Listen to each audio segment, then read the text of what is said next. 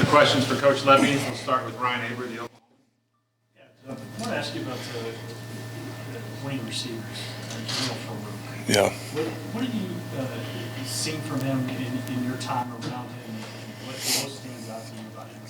Yeah, I mean, there's a couple of things. One, he had a really good 8 weeks with Schmitty getting going. He's come prepared every single day. He's bought into what we're doing offensively. And then in the first 2 days of practice, something he does incredibly well is this guy attacks off the ball. You know, he runs off the ball. He's incredibly competitive. He's hard on himself, and you know, looking for him to continue to grow and be a big part of it. What were your conversations like with him initially? Yeah, I think just making sure that he understands his potential, you know, and seeing how good of a football player he can be, and just trying to realize that, man, we're not going to compartmentalize success in any area of our life. We're going to go to class. We're going to take care of our business. We're going to be great teammates, and we're going to work incredibly hard to make sure we get to where we need to be. But that's what it's been, and that's what we'll continue to stress. Yeah. Okay, let's go to Bob Brisbillo, Center Scoop. Yeah, Jeff, how different is Dylan right now compared to who he was? Yeah, I think the biggest thing is that he's 3 years older. You know, when I got him, he was an 18-year-old kid. He was supposed to be going to prom his senior year, and instead instead of being on the island, he was in Orlando, Florida. And now, you know, he's lived a ton of experience. And so what he's been through to get him to this point, you know, there's been great experience that he's had that's gotten him here, and there's continual growth every single day. So he's a guy that wants to be coached. He wants to get better. Good's not good enough. He understands that. So he's been a lot of fun getting back with him. Far left side, Eric Bailey, Tulsa World. Jeff, do you have an expected timeline on where you want the offense to be with the install during spring practice? Maybe something to go after practice 5, practice 10, and after 2 practices, are you kind of where you expected it to be? Yeah, I mean, we're going to strain these guys and put a lot on them. We got smart football players. We got smart guys in the locker room, so feel like we can be really aggressive with what we're doing. We're constantly changing. We're constantly evolving.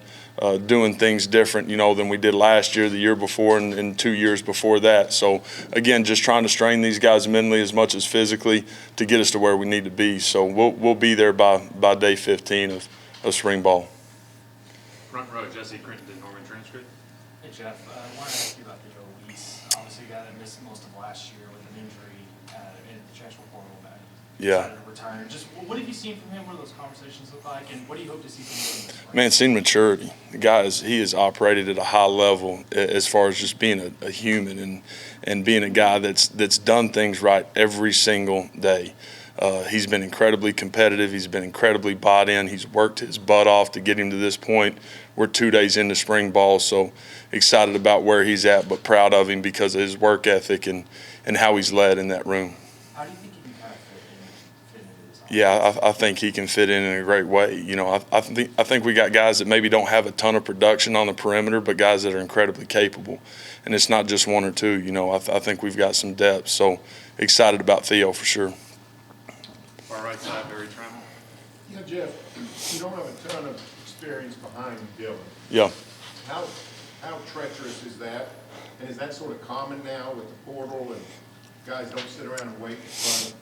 Well, we don't want it to be common. You know, that's for certain. You know, where we're at is we're trying to develop those other 4 guys every single day. Those guys are going to split reps, share reps every day, and until somebody really separates, you know, they'll get an equal amount of reps. So it's not a great spot to be in with only having one guy throwing a collegiate pass in the room, but we're going to try to fix that as we move forward. Is that a case that you have to coach any different once we get to games? Do you have to coach any different to protect Gabriel more, or you just? No, I mean, I think you've always got to be incredibly aware of the depth in the room, without a doubt. But at the end of the day, we're still going to be a football team that plays incredibly aggressive, and we're going to operate the way we're going to operate for sure. Okay, let's go to James Hill in the middle. Jeff, it's really great to see you guys throw a little bit today and do some things. Talk about your room, and I know it's just 2 practices. You know, you had a chance to see these guys a little bit. Yeah. What do you think of your room, and how talented is it? You know, again, we've got to create depth, and you've got to live experience. I think that's the toughest thing that we stand here today through 2 days of spring ball. Proud of where we're at. We're nowhere close to where we need to be. There are a couple really talented guys in the room. Nick has done a great job, but again, he's in a similar situation to what Dylan was, right? He's a 17-year-old guy. He's supposed to be going to prom, and instead we're sitting here coaching the heck out of him every single day and applying a bunch of pressure to him. But proud of him of how he's taken to it. And the kid is just incredibly talented. He got a big-time future. He's got to get better every single day, but he will. Looks like he's got a great arm strength. He does. The ball really pops off his hand. He's incredibly natural, so that's exciting. Okay, Ryan Chapman, SI Sooners. Hey, Jeff, there's a lot of conversation about Dylan being left-handed. Yeah. Practically, does that change anything, like offensive line-wise? Does that change the discussion at left tackle, right tackle, anything like that, or is it just release? It's a different release, and fundamentally things are a little different, but besides that, nothing really. I think the last lefty here was pretty good, so we're gonna stick to it. Does that have to change any conversation with Bill Beat, though, as far as Harrison played a lot of left tackle, It has, and we feel good about both our tackles, really 3 or 4 of them, so we'll be in a good spot. Okay, front end, Justin Martinez, the Oklahoman. I appreciate your time.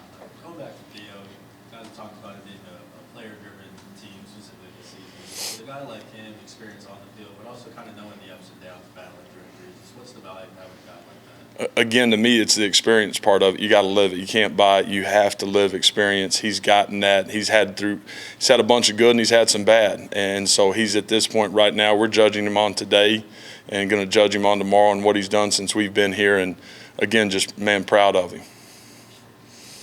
Okay, left side, Eli Letterman, Tulsa World.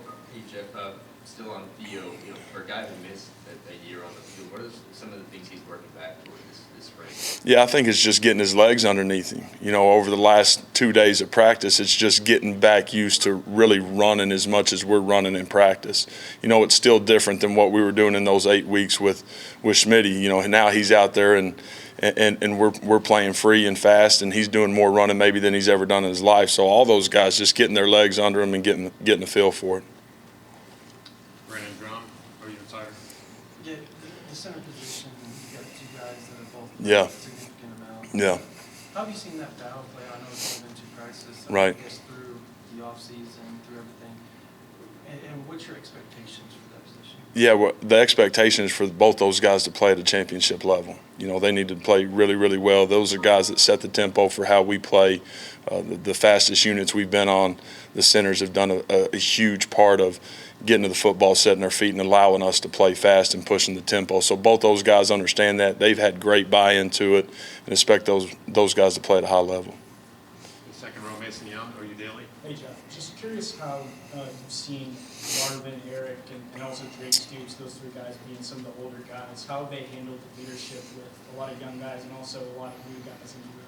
Yeah, I think we've touched on it, but we continue to talk about, player-led, not coach-fed. That is the deal. From a unit standpoint, we want guys that can bring other guys along with them every single day. It doesn't have to be me coaching it, Coach Gundy, Coach Beambo, Coach Finley, Coach Murray, whatever it is.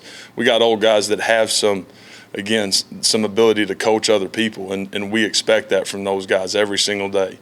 And I think the more you do that, the better it is. Everybody's got great knowledge of what we're doing. It being year 1, those old guys have really taken to it and done a good job of it. And back to Ryan Aber. Yeah, Jeff, you mentioned Schmitty a couple times. Yeah. Wondering what your first impressions of him were back, the first time you met him, and what it's been like being around him again, and maybe some of the differences maybe that you see in him now. Yeah, coming in 2002, a long time ago, it was understanding how to strain and what he was going to do for us all about between the ears and how we were going to defend the standard, and best is the standard and everything that we're doing. And he sets the example and the tone. Obviously, it's coming from Coach Venables, but Schmitty every single day, and those guys understanding that piece of it and what they're going to get. And the thing that I see in him today that I saw him in 2002 is consistency. To me, that's what the best guys in this profession do. They're the same dude every single day, to where players walk in the building, they know exactly what to get. They know exactly what to expect, and Schmitty's the exact same guy that he was in. Any more questions? Ryan Chapman. I was just going to ask about, you've got a ton of different kind of talent in your running back room. How exciting is that for you, knowing that you've got such a versatile group Yeah, I mean, it's really good. I think you look back, we've been fortunate. We've had a bunch of success running the football with a bunch of different types of guys. So it's not just one style of player in the backfield that's created success for us in the run game. So excited about that room. I think we got a chance to have a ton of production out of those guys, and we're at a good spot 2 days in. Time for two more. Eric Bailey. You guys added an offensive analyst in Matt Wells, a guy who's been a head coach in the Big 12. Just Sure. your thoughts on him joining the staff, and what are some of his roles going to be with this offense? Yeah, excited about Matt being with us. Have known him for a long time. To me, again, I've used the word experience a bunch, and so everybody in this profession, again, to me, the best ones are trying to grow every single day. So just having that earpiece for me, being able to lean on somebody, another set of eyes at practice, maybe seeing it from a different viewpoint is going to be huge for me, for the offense, for our football team. So excited about having him in the room. And Barry Tremble, Farmer. Yeah, Jeff, how would you describe how this offense is going to be different from, say, what you guys were doing 10 years ago in Waco? Yeah. Or 5 years ago, or whatever. How has it evolved, and how's it the same? Sure. I think the thing that is the constant is the tempo, right? We're going to play incredibly fast. We're going to push the tempo. We're going to dictate how the game is played. That's where it starts for us. But we're going to be different than we were last year in Oxford, or 2 years ago in Oxford, or in Orlando. Again, to me, it's still all about changing and getting better and being different and finding ways to attack defenses every single year. So there's going to be a bunch of differences that people will notice as we get going. But again, to me, that's my job. Thank you, Jeff. Appreciate it. Thanks, guys.